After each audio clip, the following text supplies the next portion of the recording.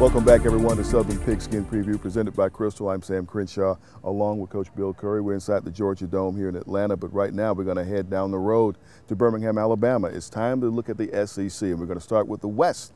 Nikki Alexander has our preview from Birmingham. Thanks, Sam. Perhaps one of the biggest questions coming out of the SEC West is, can Ole Miss, LSU, or even Arkansas challenge the University of Alabama as they attempt a repeat performance as division champions? And how will Auburn and Mississippi State adjust to life under new leadership? Let's take a look.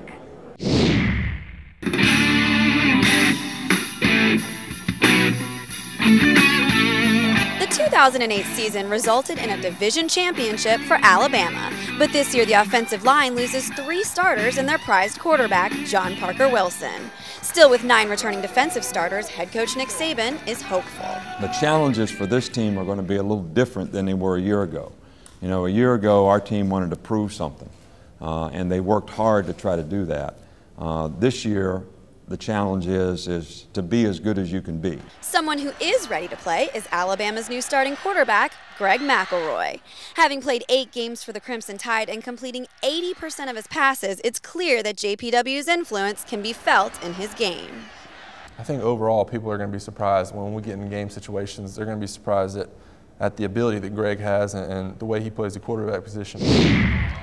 Despite an 8-5 record last year, LSU ended 2008 on a good note with a bowl win against Georgia Tech in Tech's hometown. But the Tigers still have a ways to go before they get back to their 2007 championship mentality. 8 victories in a bowl win, a championship bowl experience is not enough, not at LSU. I think the hunger's there more than ever. You know, from what happened to us last year, it was, you know, it's not our style of play at LSU. That's not how we want to be remembered. If they want to make it back to that level of play, they have to contend with a tough schedule first, playing Georgia, Alabama, and Ole Miss on the road. The one beacon of light, they play Florida in their swamp, Death Valley. It's going to be great that we got our fans on our side, and it's going to be loud, and we just got to give them something to cheer for. New coach, new year, new rules. Basically, it's real simple. It's not hard to say yes sir, no sir. It's not hard to act right. It's not hard to do the things that a lot of people have gotten away from these days. It was a long season last year, but we've put that in the past. You know, all the guys, I think they've bought into what Coach Chizik has brought into Auburn. And these guys are just ready to get out there and have fun. If anyone can knock Alabama off its pedestal in the SEC West, Arkansas may be the team to do it.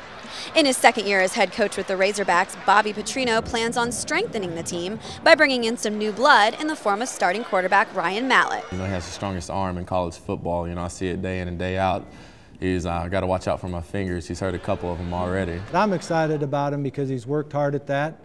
One thing that Ryan does is he's a good listener, and when you ask him to do something, he's going to really work hard and try to do that. If Arkansas plays like it did in the second half of 2008, it's likely that they'll get their chance in the spotlight.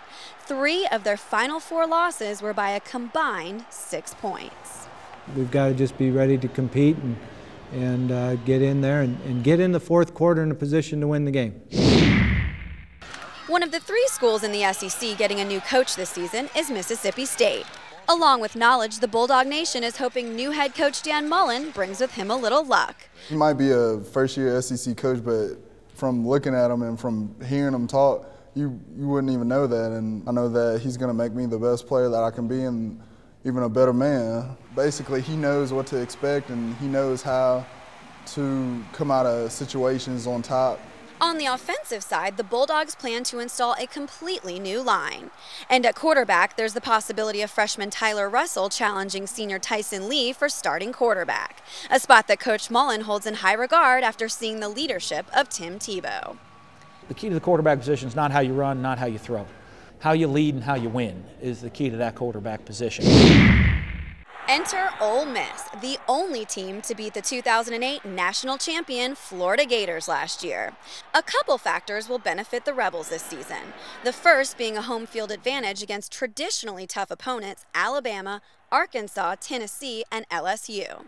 The second key to success lies in the hands of Jevin Sneed, a quarterback who many believe is second only to Tim Tebow in the league.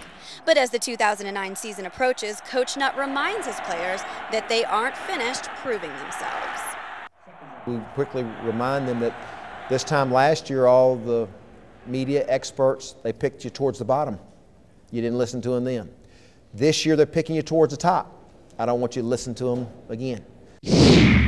Well, that's going to end our look at the SEC West appropriately on the one team that was able to beat the 2008 national champions. Stick around as we preview the SEC East and the unstoppable Florida Gators. Back to you guys. Thanks so much, Nikki. Talking about the SEC Western Division. Coach Curry, of course, we're going to start with a school that you know a lot about, Alabama, having coached there before. Talk about the resurgence of the Crimson Tide. Well, I might be a little biased, and I mean that sincerely. I'm not sure that I am, but I'm so taken with the fact that Alabama always comes back. And you combine that fact with Nick Saban's presence and his level of intensity, and I think the emblematic person of the program right now is Julio Jones.